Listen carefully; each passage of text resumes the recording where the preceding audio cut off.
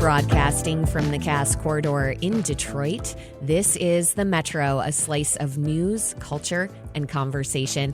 I'm Robin Vincent. And I'm Tia Graham. Today on the program, a string of plane crashes has us wondering, how do you feel about flying right now? We'll talk to an aviation historian and a former air traffic controller about safety in the American skies. Plus, we'll discuss the power of poetry and how one group is cultivating the next generation of poets. But first, last night, President Trump gave a speech to Congress. It was the longest address in modern history. Every day, my administration is fighting to deliver the change America needs to bring a future that America deserves, and we're doing it. This is a time for big dreams and bold action.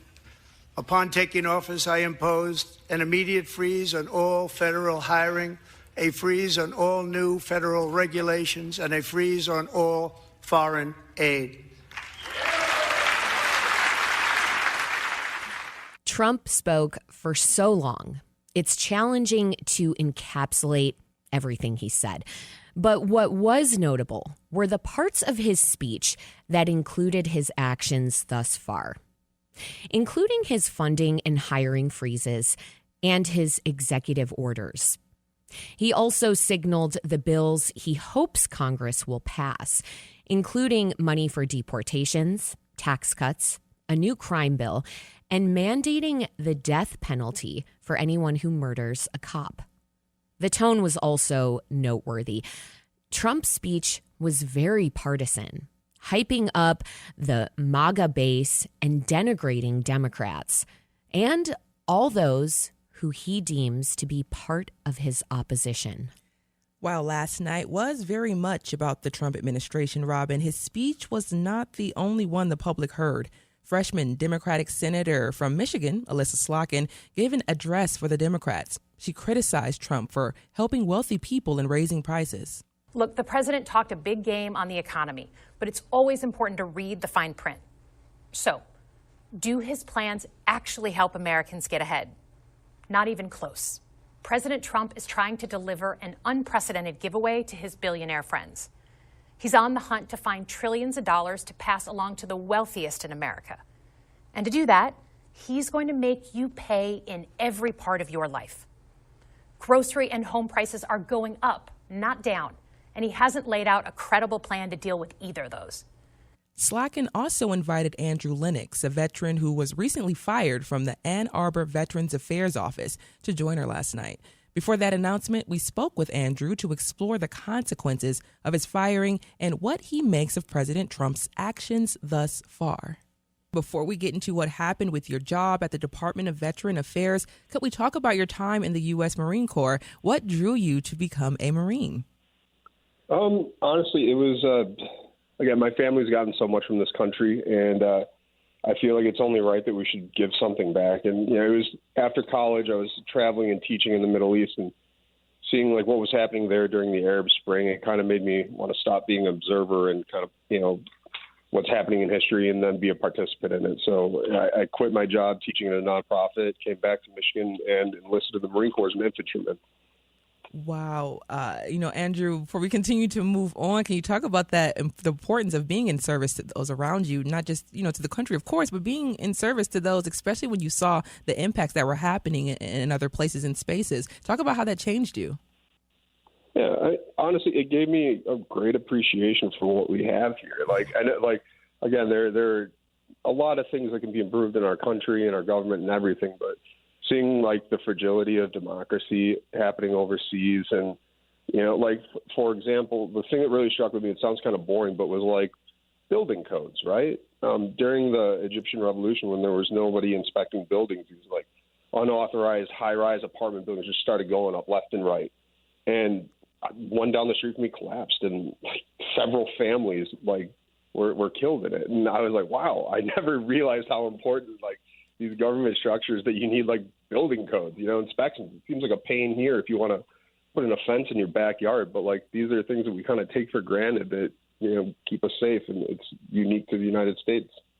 And as you're speaking about that, of course, we're going to have a conversation about all of the jobs that are impacted right now due to federal administration things that are happening right now. So I'm thinking about what you're talking about, and I want you to expand on that just a little bit about the things that we take for granted in terms of regulations and the things that are happening around us. I mean, a lot of us don't think about what it takes to keep us safe.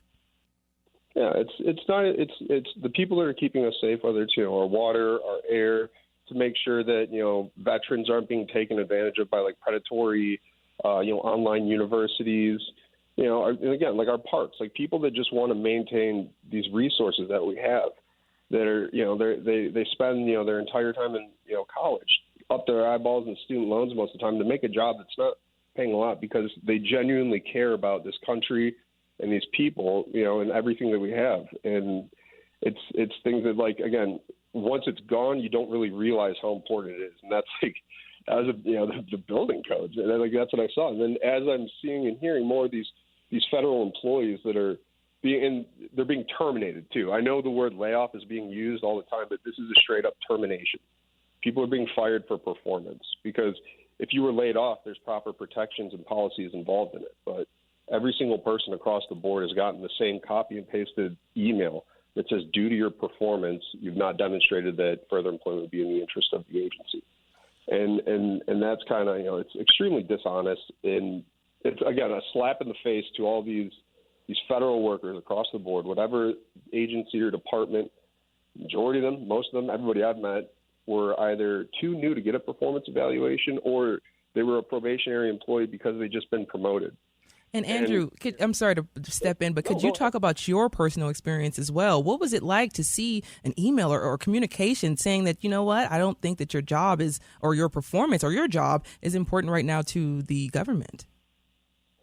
Like if it was my boss in the hospital that said it, I'd believe him 100%. I'd say, you understand my performance and I trust your judgment. And same thing if it was the director of my hospital or the director of our region or our VISN, for the area. If they told me that, yeah, but instead it was somebody from Washington, D.C. who had never spoken to me, had to Google who she was, as I got this. And I was like, cool. So this is disingenuous and this is arbitrary and this is not on performance. This is across the board termination. Thank you, Andrew. I don't trust much that they say if they're using the same excuse for 11,000 people. Thank you so much, Andrew. And you're listening to the Metro on WDET, Detroit Public Radio. I'm Tia Graham. And I'm Robin Vincent. We're speaking with U.S. Marine Corps veteran Andrew Lennox. He's one of thousands of federal workers who was recently fired as part of what President Trump and Elon Musk have described as a plan to make the government more efficient. Andrew, I wonder if we could talk about your job at the Veterans Affairs healthcare system in Ann Arbor, when you were hired and what you were doing for the VA exactly.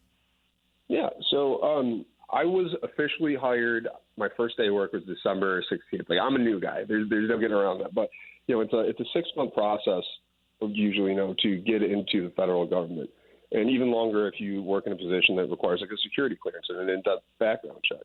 And my job in primary care as an administrative officer was all the behind-the-scenes administrative work that it took to support hundreds of doctors and the thousands of patients that we treated. And it was, managing our program specialists, and what that, again, it's all the nitty-gritty stuff that nobody really wants to do, making sure all of our hours are accurate, making sure we don't overpay people, making sure our doctors have the proper credentials and are certified so they're able to prescribe medication.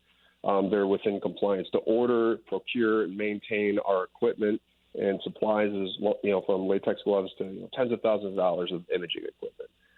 It's to really just take all of the red tape and the friction off of our care providers, whether it be doctors, nurses, social workers, anybody in our department, and so they can do their job and focus on the veterans. What did you like most about the work?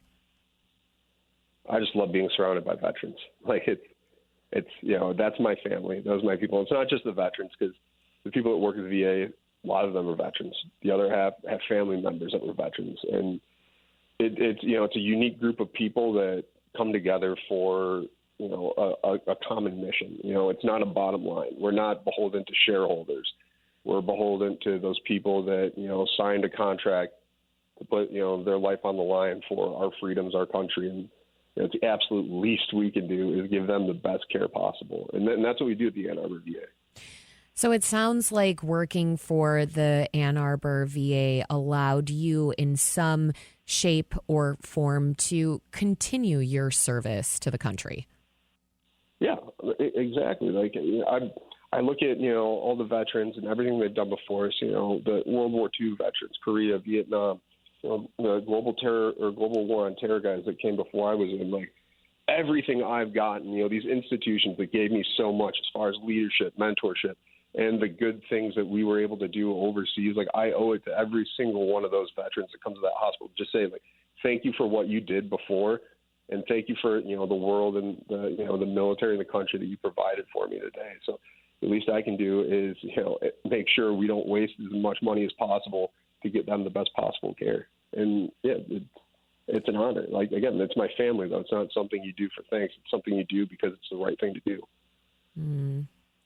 And so your colleagues, who I'm sure also felt then like family, who were fired, what are some of them doing now? Can you speak to what life is like for them right now? It's a lot of uncertainty for everybody, especially for people that were like the sole income of their family. Because, again, this wasn't a layoff. This wasn't something where, we got a message from HR that walked us through, when our next paycheck would be, or the continuation of benefits, or what, future work in the government would look like. It was an email sent at 7:30 in the evening that said, turn in your laptop and any government equipment you have tomorrow.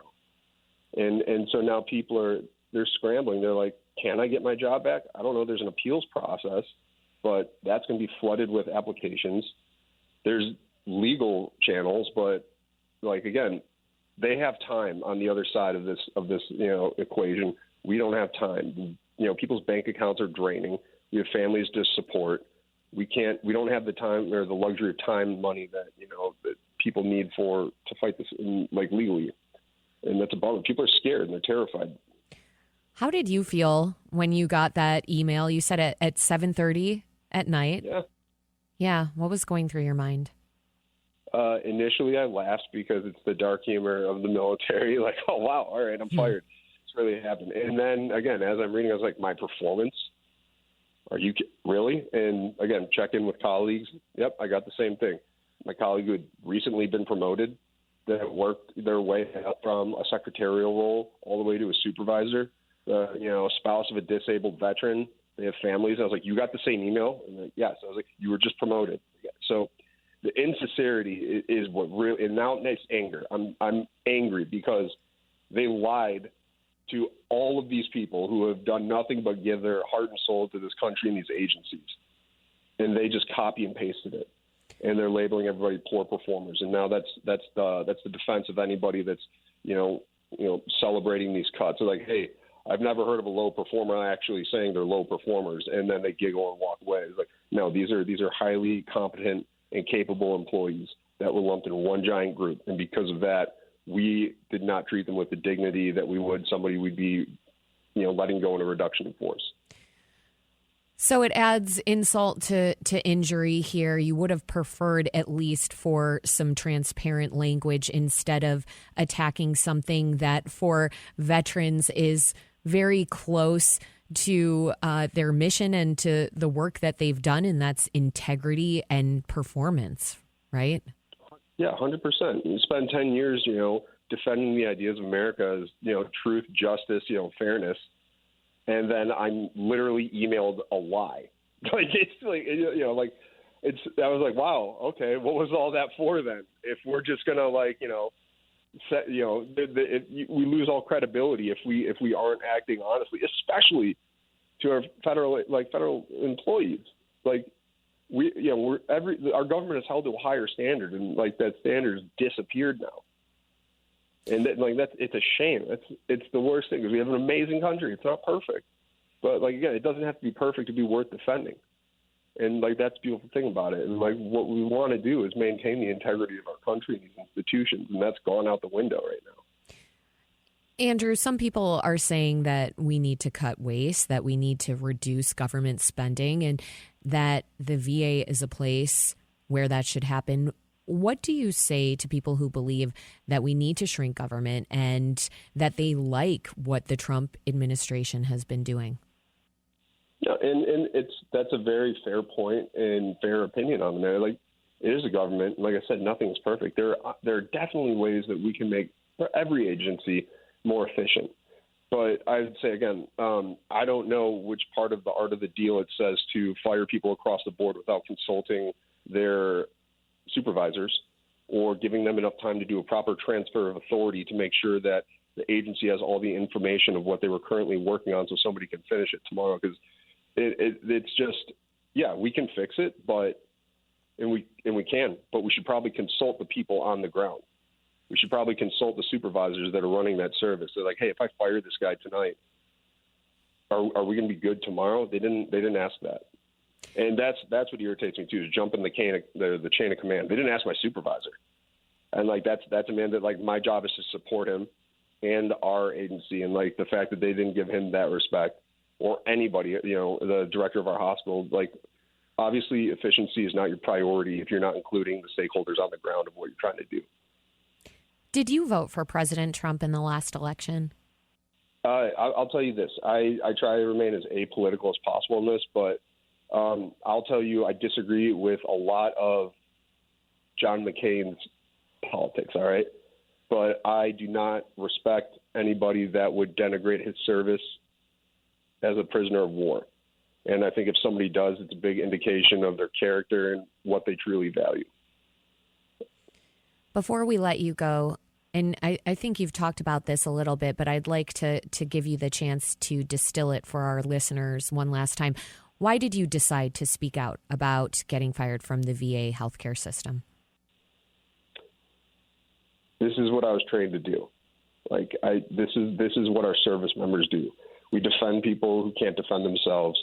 We do everything in our power to just make sure that, like, truth and justice is up there. Again, it's the military. There's a lot of flaws in it, but there is a fundamental, value that we all support, and that's truth and honesty. And if there are people, because there are people that are terrified to speak up, rightfully so, they could be terminated. They're afraid they're going to email, but like, somebody has to acknowledge that what is happening is wrong and it's dishonest and it's hurting people. It's hurting our employees and it's hurting our veterans.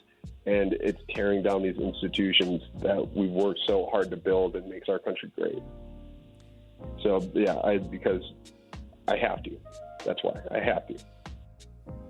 That was our conversation with Andrew Lennox. He's a 10-year Marine Corps veteran who was fired from his job at Ann Arbor's Veterans Affairs Office. While preparing to head to Washington, D.C. on Monday night, Lennox said he received a paid fellowship position from the office of Michigan Republican Congressman Tom Barrett. That's according to reporting from the Detroit News.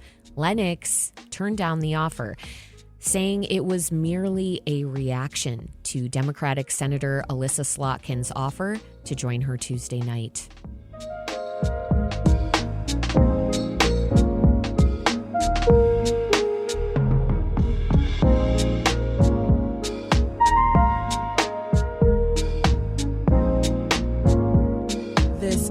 The Metro, and from the WDET newsroom, President Donald Trump mentioned the trade war he started a few times in last night's speech to a joint session of Congress. He imposed 25% tariffs on Canada and Mexico on Tuesday, and Canada has already retaliated, and Mexico says it will by Sunday. As well, the Detroit City Council has rejected a proposal to conduct a historic designation study of the Renaissance Center. Council member Angela Whitfield Calloway proposed the idea to protect the building from ever being demolished. She was the lone yes vote. However, Council member Fred Durhall says that any kind of designation could prevent future development of the site. He also says much of the site is underutilized. Being able to develop the Renaissance Center could stop it from being demolished outright. Coming up at 11, there's been a string of recent high-profile plane crashes in the U.S., and it has us wondering, Have you flown recently? What was your experience? Are you afraid to fly? The number is 313-577-1019. Up next, we'll look at the effects of President Trump's tariffs on a business that's vital to Michigan's economy, the automotive industry. We'll be right back on the Metro. Stay with us.